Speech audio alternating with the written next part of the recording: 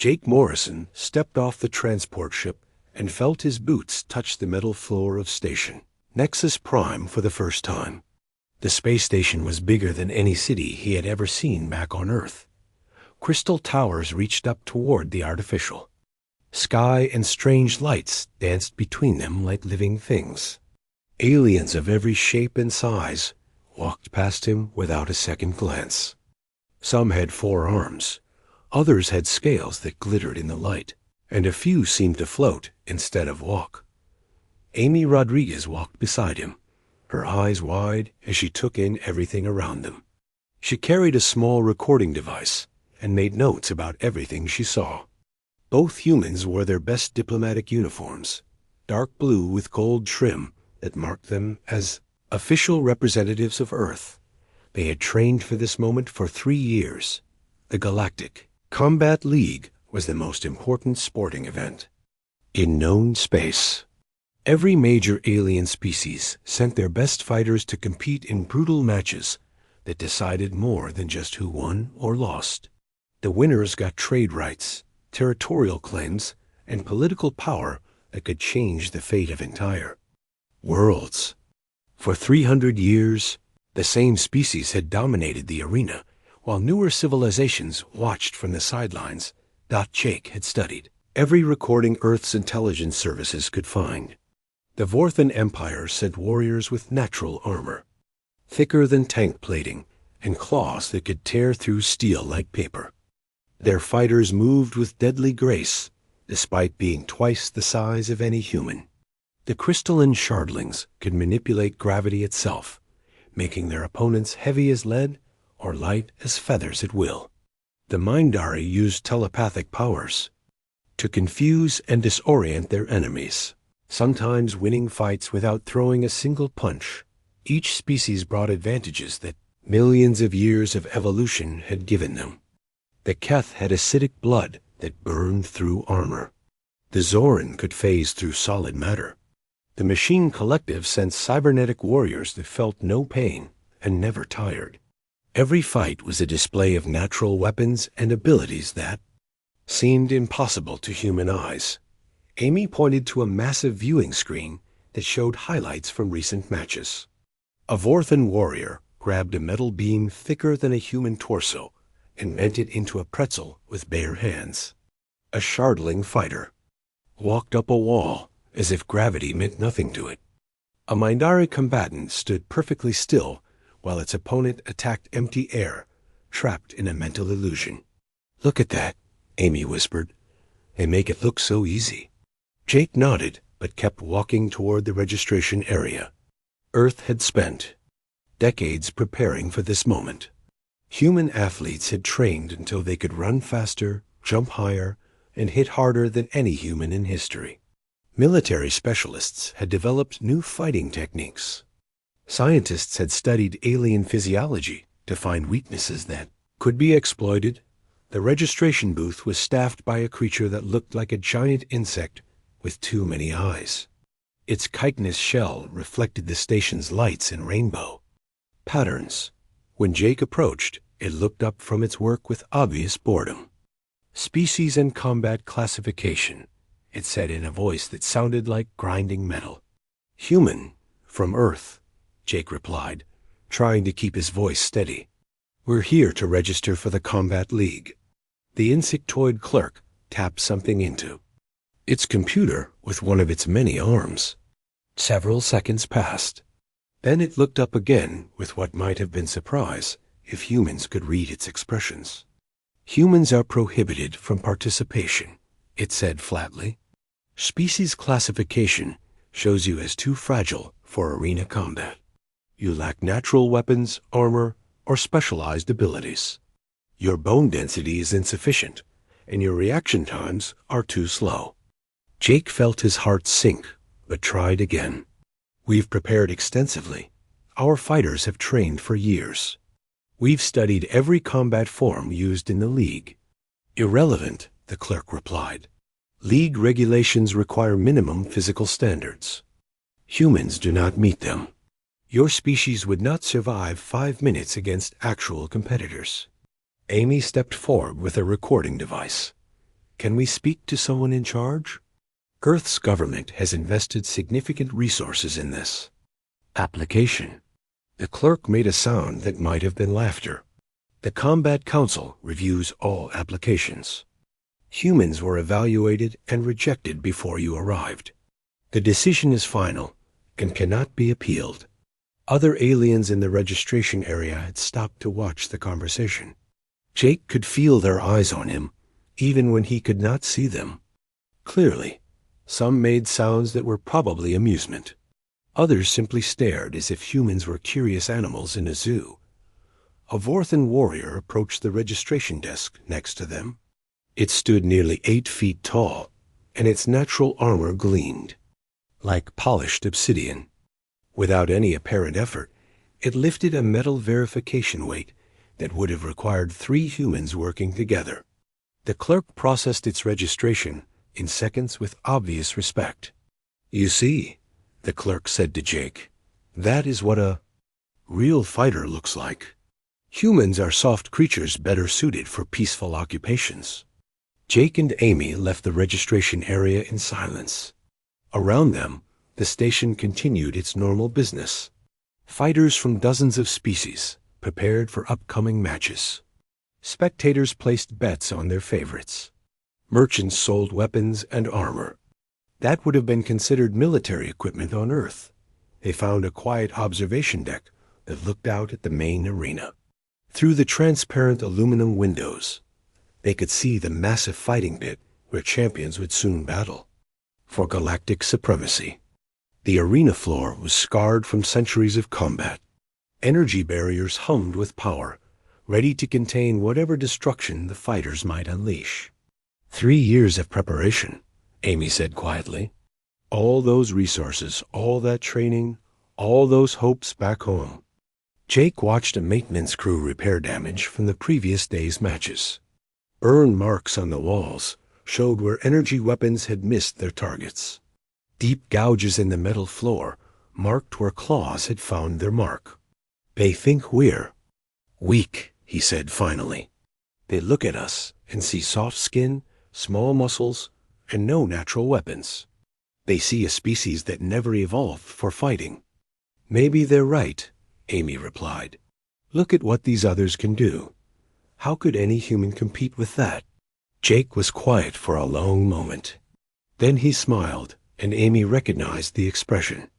It was the same look he got when faced with an impossible engineering problem, or a military situation that seemed hopeless.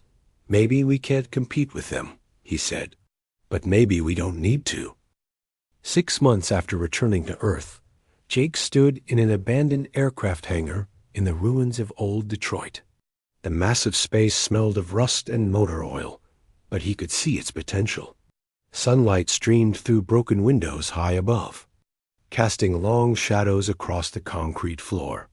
Amy walked beside him, her footsteps echoing in the empty space. "This could work," she said, pulling out her measuring device. "It's big enough for a regulation fighting area, with room for spectator seating." Jake nodded and pointed to the far end of the hangar. "We can put the main arena there. Install proper lighting, safety barriers, medical facilities. Make it better than anything they have in the Galactic League." Word had spread quickly through Earth's military networks after their return from Nexus Prime. The rejection had stung, but it had also sparked something that surprised everyone. Instead of giving up, humans had gotten angry. Not the hot, destructive kind of anger, but the cold, determined kind that led to great achievements. Pete Collins was the first to respond to Jake's messages. The former Navy SEAL arrived 3 days after Jake sent out his initial recruitment call. He was a compact man with graying hair and scars that told stories of battles fought in Earth's various conflicts. When he saw the hangar, he smiled for the first time in months. "You really think we can make this work?" Pete asked, walking around the space and noting its dimensions. "I think we have to," Jake replied. "The galaxy thinks we're too weak to fight. Maybe it's time we showed them what human fighting really looks like." Lisa Chong came next. The Olympic martial artist had won gold medals in 3 different combat sports. But even she had been told she was not strong enough for galactic competition. She stood barely 5 feet tall, but Jake had watched her training videos and knew that she could move faster than most humans could follow. "I've been thinking about this since you called," Lisa said as she examined the hangar's support structure. "The aliens all fight like their natural abilities are everything. They rely on claws or armor or telepathy. But humans learn to fight differently." "How so?" Amy asked, still taking notes on everything. "We're tool users," Lisa explained. "We're pack hunters. We adapt to our environment instead of trying to dominate it through force. Every human fighting style reflects that. We use leverage, timing, and intelligence more than raw power." Carlos Rivera arrived with a truck full of engineering equipment. The aerospace engineer had designed fighter spacecraft for Earth's defense forces, but his real passion was creating adaptive systems that could change based on need. He looked at the hangar and immediately began sketching modifications. "The Galactic League uses static arenas," he said, his pencil moving rapidly across. "Paper. Same environment every time. But what if we made an arena that could change during the fight? Platforms that move, walls that appear and disappear, obstacles that force fighters to think instead of just react." More people came as word spread. Marines who had been told they were not tough enough. Athletes who had been dismissed as too small. Engineers who wanted to prove that human ingenuity could overcome any natural advantage. Within 2 weeks, they had 50 volunteers. Within a month, they had 200. The construction took 4 months of intensive work. Everyone contributed according to their skills. Military engineers designed the safety systems. Former athletes tested the fighting surfaces. Medical personnel set up treatment facilities that could handle injuries the Galactic League had never imagined. The arena they built was unlike anything in known space. The fighting area could be reconfigured between matches using retractable platforms, movable barriers, and environmental controls. Instead of a simple flat surface, fighters would face challenges that required them to think, adapt, and use everything around them. Jake insisted on one crucial difference from the Galactic League. Human fighters would wear basic protective gear, but they would not rely on natural weapons or abilities. Instead, they would use their intelligence, their adaptability, and their refusal to give up. Every match would be a test of human problem-solving under pressure. The first fight was scheduled for a Tuesday evening in November. Pete Collins faced off against Tony Brooks, a Marine veteran who had survived 3 tours in the asteroid mining conflicts. Neither man was the strongest or fastest human in the facility, but both had something that impressed everyone who watched them train. They never stopped trying to win. The arena configuration for their match included moving platforms, retractable walls, and gravity fields that changed direction every few minutes. Both fighters had studied the layout, but they knew it would change during the fight. They would have to adapt in real time. Amy operated the recording equipment while Jake provided commentary for the few dozen people who had gathered to watch. Most were friends and family of the fighters, but a few were reporters who had heard rumors about the underground fighting league. "This isn't about proving who's stronger," Jake explained to the cameras. "It's about showing what humans can do. When we stop trying to be something we're not and start being the best version of what we are." The fight began with both men circling each other carefully. The first platform shift caught Tony off balance, but instead of falling, he used his momentum to launch himself at Pete. Pete rolled aside and came up near a retractable wall, which he immediately used for cover. For 20 minutes, the 2 men fought with a style that would have seemed strange to galactic observers. They used the changing environment as a weapon, turned obstacles into advantages, and demonstrated problem-solving skills that no other species had ever brought to combat. when Pete finally won by using a gravity field change to redirect Tony's attack back at him, the small audience erupted in cheers. "That was amazing," Lisa said afterward. "They fought like humans, not like they were trying to be aliens." Word of the fight spread faster than anyone expected. Military personnel who had heard rumors started showing up to watch. And their friends came, and their friends' friends. Within 6 weeks, they were selling tickets to matches that featured fighters from all over Earth. Each fight demonstrated something new about human combat potential. When engineer Sarah Kim faced Marine pilot Danny Costa in an arena filled with debris and moving obstacles, she won by building a makeshift catapult. In the middle of the fight, when former Street Fighter Luis Martinez took on Olympic wrestler Kate Johnson, he used the arena's changing gravity to create attack angles that should have been impossible. The matches were violent, but they were also beautiful in a way that surprised everyone. Humans fighting like humans, using every advantage their evolution and culture had given them. Intelligence over strength, adaptability over specialization, determination over natural gifts. By the end of the first year, they had a waiting list of fighters that stretched for months. More importantly, they had something that Earth had never possessed before, a form of combat entertainment that was uniquely human and undeniably effective.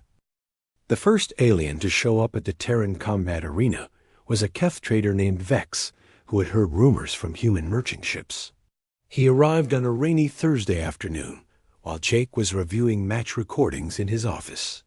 Amy found the 7-foot reptilian alien standing outside the hangar doors, apparently fascinated by the sounds of combat training echoing from within. "You are the humans who fight each other for entertainment?" Vex asked in heavily accented English. His scales shifted color as he spoke, indicating either curiosity or amusement in his species. Jake emerged from the office and approached the alien carefully. Earth's relationship with most galactic species was still developing, and an incident at their fighting facility could cause diplomatic problems. "We are," Jake replied, "but our matches are private events for human participants only." Vex's scales flickered through several color changes. "I have traveled far to see this.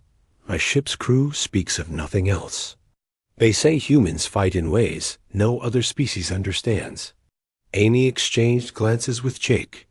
They had known that word was spreading beyond Earth, but they had not expected direct alien interest so soon. The Terran combat arena had been operating for 18 months, and their matches were drawing crowds of nearly 10,000 humans. Someone had been talking. "What exactly have you heard?" Jake asked. "Strange stories," Vex replied. "Humans who defeat opponents twice their size through cleverness. Fighters who use their environment as weapons. Matches where the arena itself becomes part of the combat. My people find such concepts ... intriguing." "Lisa."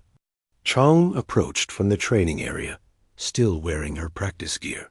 She had been working with new fighters on adaptive combat techniques, teaching them to think of every surface, every object, and every environmental change as a potential advantage. "He's not the first," she told Jake quietly. "I've been getting messages through the galactic communication networks. Traders, merchants, even some diplomats asking about our fighting style. Someone's been recording our matches and sharing them." Jake felt a mix of pride and concern. They had created something unique, but they had also potentially violated several Earth regulations about sharing military techniques with alien species. The combat methods they had developed were giving humans advantages that could be strategically important. That evening's match featured Danny Costa against a newcomer named Alex Turner. The arena configuration included shifting gravity fields, retractable platforms, and obstacles that appeared and disappeared on timed intervals. Both fighters had studied the pattern, but they knew the real test would be adapting when their preparations proved insufficient. Vex watched from the spectator area with obvious fascination. His scales shifted through rapid color changes as the match progressed, indicating emotional responses that Jake could not interpret. Several other aliens had joined him, apparently part of his ship's crew. The fight began with both humans moving cautiously, testing the gravity fields and mapping the platform movements. Danny used his pilot training to navigate the three-dimensional combat space, while Alex relied on his engineering background to predict when obstacles would appear. 10 minutes into the match, something unexpected happened. A platform that should have extended instead retracted, throwing both fighters off their planned strategies.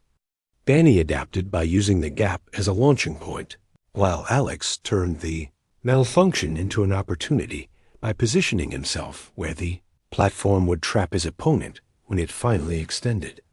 The alien observers made sounds that might have been amazement or confusion. In galactic combat, equipment malfunctions were catastrophic failures that ended fights immediately.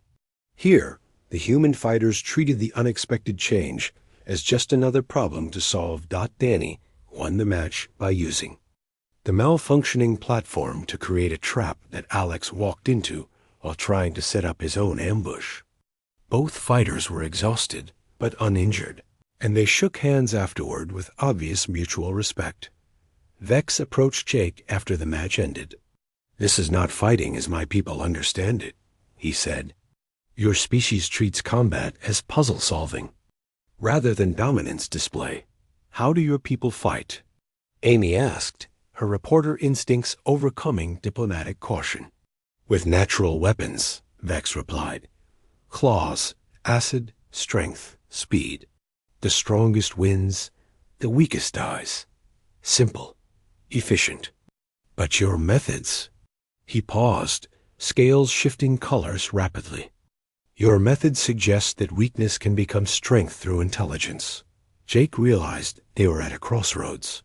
They could continue operating in secret, keeping their combat innovations hidden from the galaxy.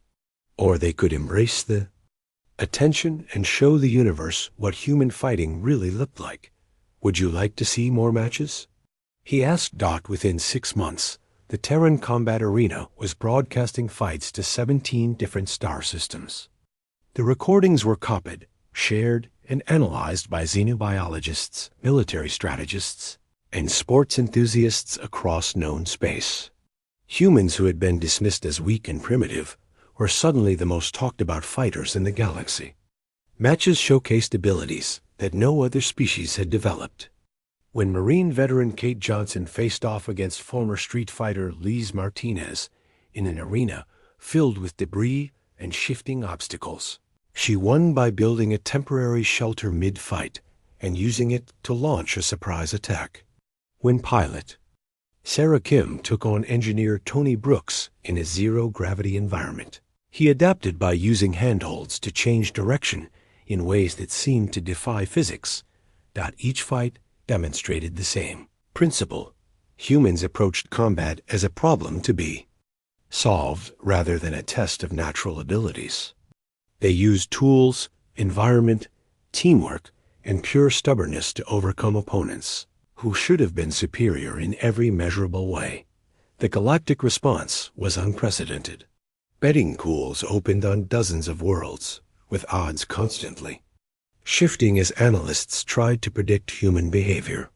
Military academies began studying human tactics, trying to understand how a species with no natural weapons could be so effective in combat. Dr. Helen Parker, a Zenib psychologist at Earth's Galactic Studies Institute, published a research paper that became the most downloaded scientific document in galactic history.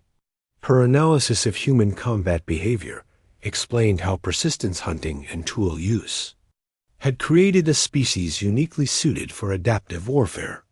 "Humans evolved as endurance predators," she wrote. "They are the only known species that routinely defeats prey through exhaustion rather than superior physical capabilities. This evolutionary history created psychological and physical traits that make them extremely dangerous opponents when they cannot rely on natural advantages." The Galactic Combat. League's viewership dropped by 40% as beings across the galaxy chose to watch human matches instead. League officials issued statements dismissing human fighting as primitive trickery and undisciplined brawling. But their protests sounded increasingly desperate. Underground betting rings began accepting wagers on hypothetical matches between humans and League champions. The odds started heavily favored toward the aliens, but they shifted toward even money as more beings watched human fighters adapt to seemingly impossible situations.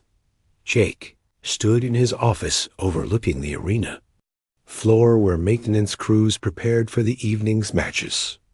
Amy entered with a communication device that displayed messages from across the galaxy. Requests for exhibition matches, she reported. The Shardling Collective wants to see how humans would handle their gravity manipulation. The Zoran Assembly is curious about human responses to phase-shifting attacks. Even some Vorthan military units are asking for combat demonstrations. Jake smiled as he watched the arena crews test the evening's configuration. Moving platforms, shifting walls, gravity fields that would change every few minutes, and obstacles that would appear and disappear according to patterns the fighters had studied but would need to adapt to in real time. Set up the matches, he said. It's time the galaxy learned what human fighting really looks like. The message arrived on a Tuesday morning, delivered by official courier to Earth's Galactic Affairs Ministry. Jake read it 3 times before he fully understood what the Galactic Combat League was proposing. Amy stood beside him in the ministry office, her face pale as she processed the implications. They want a formal challenge match, Jake said slowly. 5 human fighters against 5 League champions. Winner takes all. Minister Harrison, Earth's chief diplomatic representative, leaned back in his chair with obvious concern. He was a careful man who had spent decades building Earth's relationships with galactic civilization, and the idea of risking everything on a single combat event made him visibly nervous. What exactly are the stakes? Harrison asked. Amy consulted. The official document. If we lose, we must cease all combat broadcasting permanently and issue a formal acknowledgement of human inferiority in martial abilities. If we win, Earth receives full membership in the Galactic Combat League with all associated political and economic benefits. Jake felt his stomach tighten. Full League membership would give Earth a voice in galactic politics that they had never possessed. Trade agreements, territorial rights, and military alliances that had been closed to humanity would suddenly become available. But the cost of failure would be the end of everything they had built. The matches will be fought under traditional League rules, Harrison continued reading.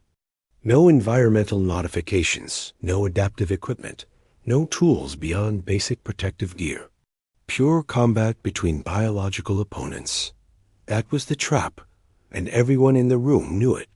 Under League rules, humans lost every advantage that had made them successful. No changing arenas, no improvised weapons, no environmental manipulation. Just human flesh and bone against alien evolution and natural weaponry. They're confident we'll lose, Lisa Chong said. She had been called in as Earth's combat consultant, and her analysis was typically direct. Under their rules were just soft bipeds with no claws, no armor, and no special abilities. Pete Collins entered the office carrying a datapad filled with intelligence reports. The former SEAL had spent weeks analyzing every champion the League might send against them, studying their fighting styles and looking for weaknesses that humans might exploit. I've identified the likely opponents, he reported. Vorthan Berserker champion Krextel, undefeated in 47 matches. Shardling gravity manipulator Zephyron, who can make opponents weigh 3 times normal. Mindari telepath Sylvek, known for inducing paralysis through mental attack. Cybernetic warrior Unit 7 from the Machine Collective feels no pain and never tires. And a bioengineered predator called Hunter Prime, designed specifically for arena combat. The silence in the room was heavy. Everyone present had watched recordings of these champions in action. They were not just skilled fighters. They were living weapons created by millions of years of evolution or advanced technology. How do we fight something like that? Harrison asked. Jake was quiet for a moment, thinking about everything they had learned during 3 years of human combat development. The Terran combat arena had produced fighters who could adapt to any situation, but they had always relied on their ability to use environment and tools creatively. "We don't fight them the way they expect," he said finally. "Every species in the League fights according to their natural advantages. Vorthans rely on armor and claws. Shardlings manipulate gravity. Mindari use telepathy. But humans learn to fight differently." "How?" Amy asked. "We're persistence hunters," Jake replied, remembering Dr. Parker's research. "We evolved to defeat prey through endurance, intelligence, and refusal to give up. Every human fighting style reflects that. We don't try to be stronger or faster or more deadly. We try to be smarter and more determined." The teen selection process became a global event. Earth's population of 8 billion people watched as potential fighters underwent testing that pushed human capabilities to their absolute limits. Physical conditioning, mental resilience, tactical thinking, and most importantly, the ability to adapt when every plan failed. The final candidates were announced after 2 months of elimination rounds. Danny Costa, the Marine veteran whose adaptability had impressed everyone at the arena. Sarah Kim, the pilot whose 3-dimensional thinking gave her advantages in complex combat situations. Luis Martinez, the former street fighter who had learned to use every dirty trick humans had ever invented. Kate Johnson, the wrestler whose understanding of leverage and momentum allowed her to defeat much larger opponents. And surprisingly, Dr. Alex Turner, the physicist whose knowledge of angles, force, and energy made him unexpectedly effective in combat. Each selection was controversial. Military leaders wanted only soldiers. Sports organizations pushed for professional athletes. But Jake and his team chose fighters who represented humanity's greatest strength, the ability to solve problems that had no obvious solutions. Training began immediately at a new facility, built specifically for League standard combat. No adaptive arenas, no environmental advantages, no improvised weapons. Just human skill against simulated alien abilities in a neutral fighting environment. The results were initially discouraging. Danny lost 17 consecutive matches against a Vorthan combat simulator. Sarah was repeatedly defeated by gravity manipulation programs. Luis found his street fighting techniques useless against opponents who felt no pain. Kate discovered that leverage meant nothing when facing enemies who could phase through solid matter. Alex's theoretical knowledge seemed irrelevant against creatures designed to kill, but gradually patterns emerged. Danny began to recognize the timing of Vorthan attacks and found microscopic gaps in their seemingly perfect defense. Sarah learned to use gravity manipulation against itself, turning her opponent's advantages into momentum that worked against them. Luis adapted his techniques to focus on structural weaknesses rather than pain infliction. Kate discovered that leverage still worked on enemies who could phase, if she could predict when they would solidify. Alex found ways to use physics that his opponents had never encountered. The announcement of the final team created a sensation across the galaxy. Betting odds heavily favored the League champions, but the numbers shifted daily as analysts tried to calculate human unpredictability factors.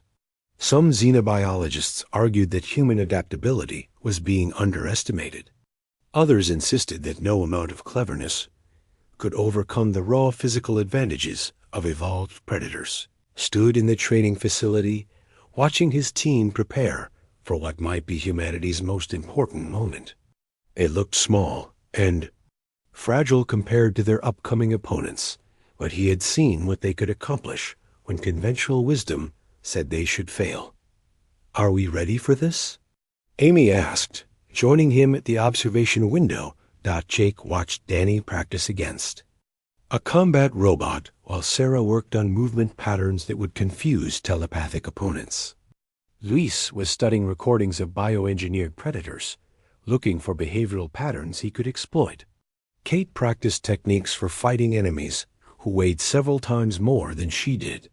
Alex calculated angles and trajectories for attacks that should be impossible.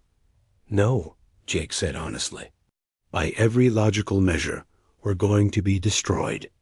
Our opponents are stronger, faster, better armed, and more durable than any human who ever lived."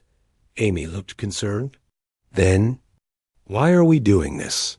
Jake smiled as he watched his fighters prepare to face impossible odds. "Because being human has never been about logical measures.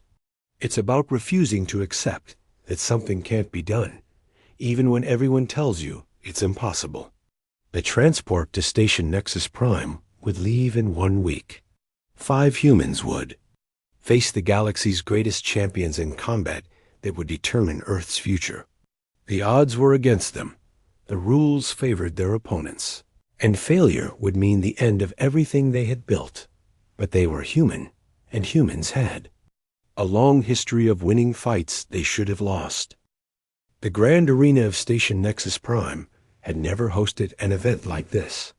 Jake stood in the preparation area, watching through the transparent walls as millions of beings filled the massive stadium.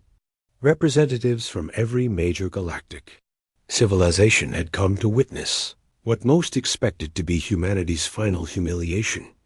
The arena floor stretched out like a metal plane, perfectly flat and featureless according to League regulations. No obstacles, no environmental variations, no adaptive elements that might give humans their usual advantages. Just open space where 5 humans would face 5 of the galaxy's most deadly champions. Amy checked her recording equipment one final time. Earth's population was watching through every available communication channel, while betting pools across the galaxy handled wagers that totaled more than some planetary economies. Danny Costa finished his warm-up routine and joined the other human fighters.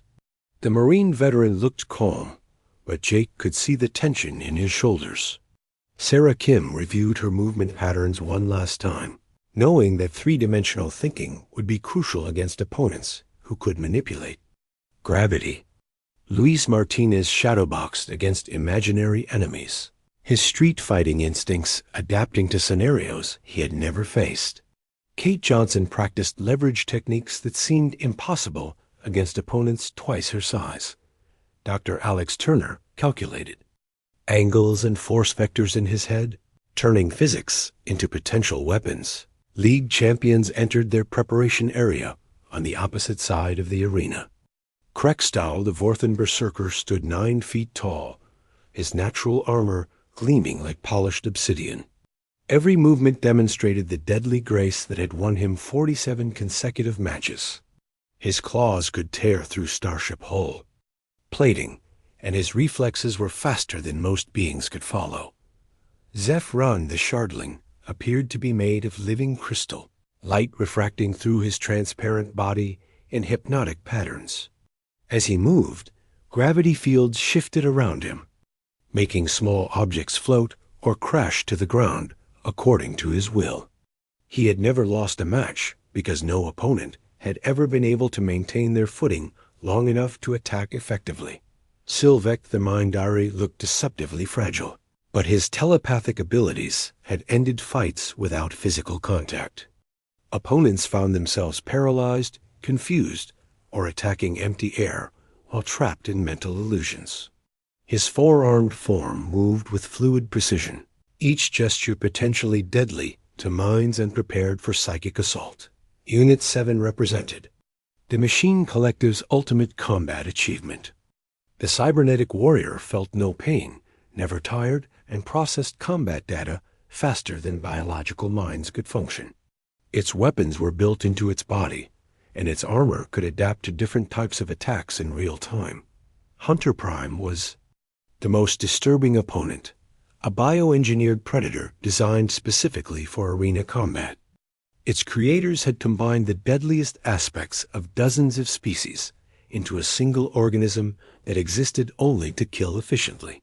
Retractable claws, acidic blood, enhanced reflexes, and predatory intelligence made it nearly unstoppable.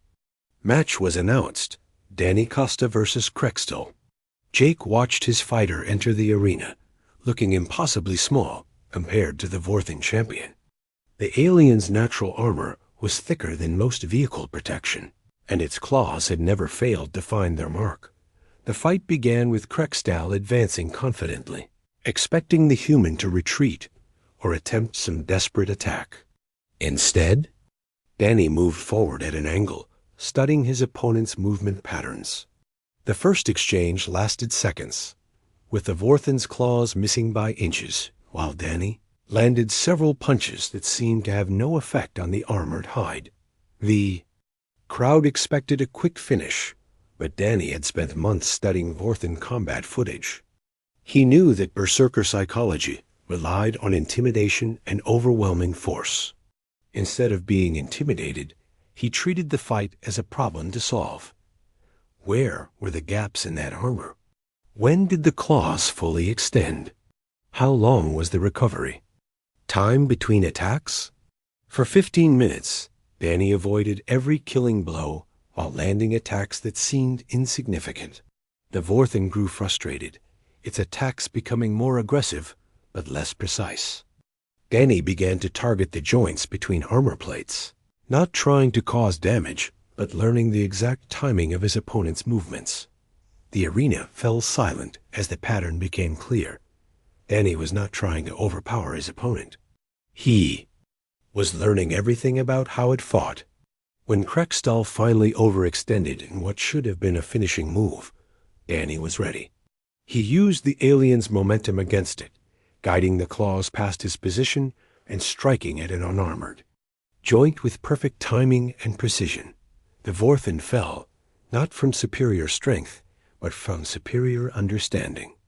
Danny had turned the fight into a study of physics and timing, using his opponent's natural advantages against it. The arena erupted in sounds that mixed amazement with disbelief. Sarakim faced Zephyron next, and the shardling immediately began, manipulating gravity to make her impossibly heavy. She collapsed under her own weight, exactly as expected. But instead of struggling against the increased gravity, she used it. When the gravity field shifted to make her light, she launched herself in directions that should have been impossible, using the shardling's own power to create attack angles he had never encountered. The crystalline being tried to trap her with rapidly changing gravity fields, but Sarah had trained in three-dimensional combat environments. She treated the shifting gravity as another axis of movement, using each change to position herself for the next attack. When she finally struck, it was from an angle that Zephyron's crystal form could not effectively defend. Lise Martinez surprised everyone by defeating Unit 7 through pure persistence. The cybernetic warrior was stronger, faster, and felt no pain. But Luis had learned something important about machine psychology. Artificial intelligences optimized for efficiency, which meant they followed predictable patterns. He absorbed punishment that would have killed most beings while studying those patterns, and exploited the tiny gaps in the machine's programming. His victory came not through superior skill, but through refusing to give up when irrational. Being would have surrendered. Kate Johnson faced Hunter Prime, the bioengineered predator that had been designed to be unbeatable. It was faster, stronger, and more deadly than anything evolution had ever produced. But Kate understood leverage and momentum better than the creature's designers had anticipated. She used the predator's own speed against it, turning its attacks into opportunities for counters that violated everything the creature had been programmed to expect. The final match saw Dr. Alex Turner face Sylvek the Mindari telepath. This seemed like the most hopeless contest, as the physicist had no defense against mental attacks. But Alex had studied the physics of telepathic transmission and discovered something the Mindari had never encountered: a human who thought in mathematical equations instead of images and emotions. When Sylvek attempted to paralyze Alex's mind, he found only numbers and formulas that his telepathy could not interpret. When he tried to create illusions, Alex's scientific training allowed him to analyze and dismiss them as inconsistent with physical laws. The physicist won by being the first opponent the telepath had ever faced whose mind worked in ways that psychic abilities could not effectively target. 5 matches, 5 human victories. The arena fell silent as the impossible became reality. Beings who had dismissed humans as weak primitives watched in stunned disbelief as their greatest champions were defeated not through superior strength, but through superior thinking. Jake stood in the preparation area, hardly believing what he had witnessed. Amy recorded everything with shaking hands, knowing that this moment would change humanity's place in the galaxy forever. The announcement came from League Chairman Vextar himself, his voice carrying across the silent arena. By the ancient laws of combat, humanity has earned the right to join the Galactic Combat League as full members, with all privileges and responsibilities therein. But Jake knew that something more important than membership had been won. For the first time in galactic history, beings across known space had seen that strength was not the only path to victory. Intelligence, adaptability, and determination could overcome any natural advantage. The age of human combat had begun. 1 year after the exhibition matches, Jake stood in the expanded training facility that had once been a simple aircraft hangar. The space now covered several city blocks, with multiple arenas, training areas, and living quarters for fighters from 17 different species. What had started as humanity's response to rejection had become the galaxy's premier combat training center. Amy walked beside him, no longer just a reporter, but now the facility's director of interspecies relations. Her job had become more complex. As alien governments began sending their best warriors to learn human fighting techniques, the waiting list for training slots stretched for months, and new applications arrived daily. The Vorthan military wants to send another 50 trainees, she reported, consulting her datapad. The Shardling Collective is requesting advanced courses in adaptive combat. Even the Machine Collective wants to understand how biological unpredictability can overcome computational advantages. Jake nodded, watching a mixed training session where humans worked alongside former enemies. In one corner, Pete Collins instructed a group of Vorthan warriors on the principles of tactical flexibility. The aliens struggled with concepts that required them to abandon their natural advantages, but those who adapted were becoming more effective fighters than their traditional training had ever produced. Lisa Chong ran a session on momentum and leverage with Shardling students. The crystalline beings found it difficult to think in terms of using opponent's strength against itself, but they were learning that gravity manipulation became more effective when combined with human tactical thinking. The revolution in galactic combat had spread far beyond the training facility. Traditional league matches still occurred, but they drew smaller audiences as beings across known space became more interested in adaptive fighting styles. The rigid combat doctrines that had dominated for centuries were giving way to innovation and creativity. Dr. Alex Turner had established a research division that studied the physics of interspecies combat. His team analyzed how different biological systems could be combined effectively, leading to breakthrough techniques that no single species could have developed alone. The physicist who had defeated a telepath through mathematical thinking was now teaching aliens to fight with scientific precision. The most significant change was in how species viewed each other. The Galactic Combat League had always been about demonstrating natural superiority, with stronger species dominating weaker ones. But human victories had shown that intelligence and determination could overcome any physical advantage, fundamentally changing the political dynamics of galactic civilization. Trade agreements that had been impossible when humans were considered weak primitives were now routine. Species that had never taken Earth seriously were eager to form alliances with the beings who had revolutionized combat. Military partnerships developed as alien governments realized that human tactical thinking could give them advantages in conflicts that traditional strength could not resolve. Jake received a message that would have seemed impossible 3 years earlier. The Vorthan Empire requested human military advisors for a border conflict with aggressive neighbors. The same species that had once dismissed humans as too fragile for combat now wanted their help in an actual war. Strange how things change, he commented to Amy as they reviewed the request. Carlos Rivera approached with blueprints for the next expansion phase. The engineer who had designed adaptive arenas was now creating training facilities on dozens of worlds. Each location would feature environments specific to local conditions, allowing fighters to prepare for combat in any possible setting.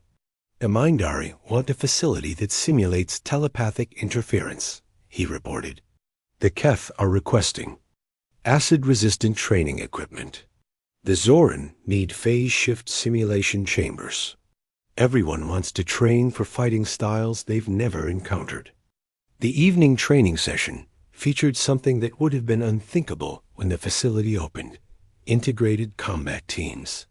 Humans worked with aliens in mixed units that combined the natural advantages of multiple species with human tactical flexibility.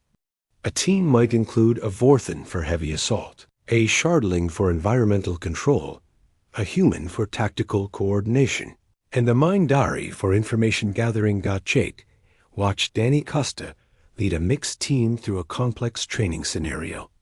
The Marine veteran who had defeated a Berserker champion was now teaching aliens how to think like humans in combat situations. His students included beings who could tear him apart with their bare claws, but they listened to his instructions with respectful attention. Sarah Kim had become the facility's expert on three-dimensional combat, working with species that could fly, phase through matter, or manipulate gravity.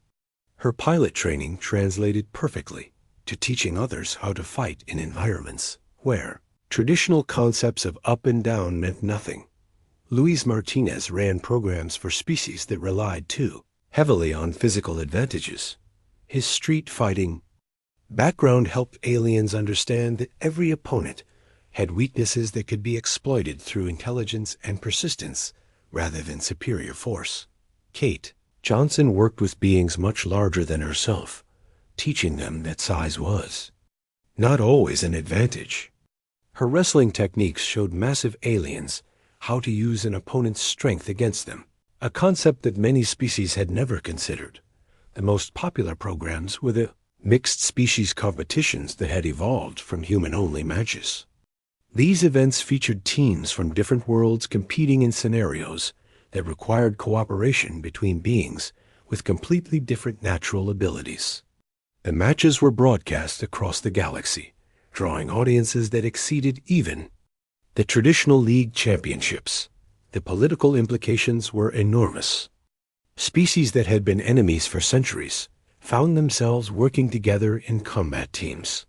Trade disputes were resolved through competitive matches rather than military conflicts. The entire structure of galactic politics was shifting as beings learned to value intelligence and cooperation over simple dominance. Stood in his office reviewing reports from training facilities across the galaxy. Humans who had been banned from alien arenas were now teaching combat techniques to every major civilization in known space.